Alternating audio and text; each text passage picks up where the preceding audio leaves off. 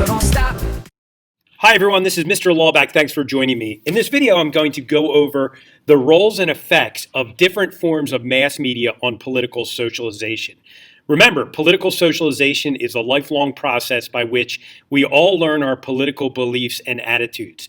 We've already learned about how the family, being the most important at a young age, peer groups, and school affect one's political socialization.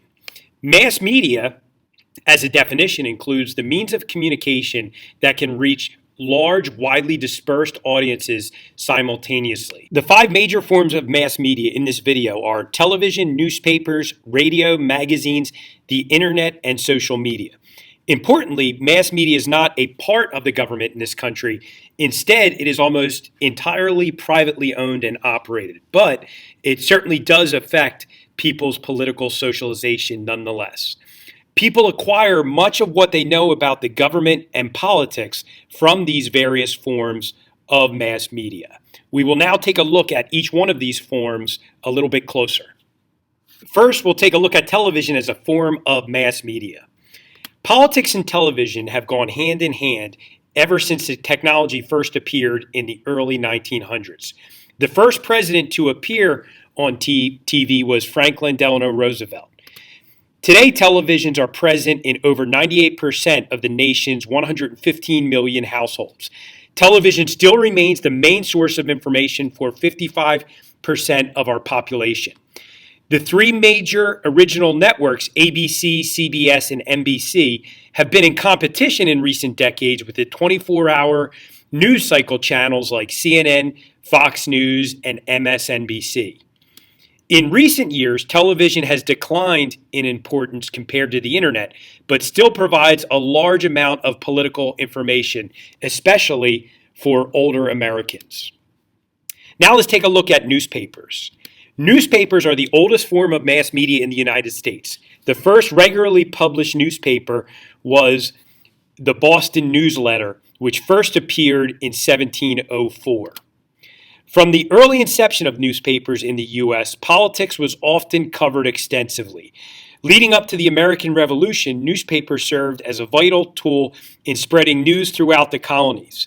In the U.S., newspapers have traditionally had many readers. Today, there are about 1,300 daily newspapers published in the United States. Newspapers tend to go into greater depth than the television does regarding political stories, and especially with local stories. Now on to radio. Radio as it exists today began in 1920 in Pittsburgh, Pennsylvania. It quickly became immensely popular and assumed much of the role in American society that TV plays today. As a major entertainment medium, millions of people planned their daily schedule around their favorite radio programs, much like they do with TV programs today. FDR was the first president to use radio effectively in getting his message out to the masses in a timely fashion. Many thought the arrival of the television would bring an end to the radio as a major form of media. However, radio has survived and is most frequently listened to in the car as people travel back and forth to work. Satellite radio and internet radio have also bumped the importance of radio in recent years as well. Some radio stations are dedicated to providing political analysis and opinions in the form of talk shows. Sean Hannity and Rush Limbaugh are two of the more notable figures in radio today. Both tend to sway to the conservative side. NPR and 1210 AM, also known as the Big Talker, which is a local station, also provides political talk on the radio. Now on to magazines. Several magazines were published in colonial America.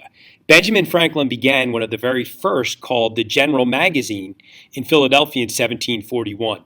Many of the progressive reforms in the early 1900s were spurned because of magazine publications. Notably, the muckrakers were the journalists who exposed wrongdoing in politics, business, and industry and played a key role in the reform of this era, oftentimes known as the Progressive Era.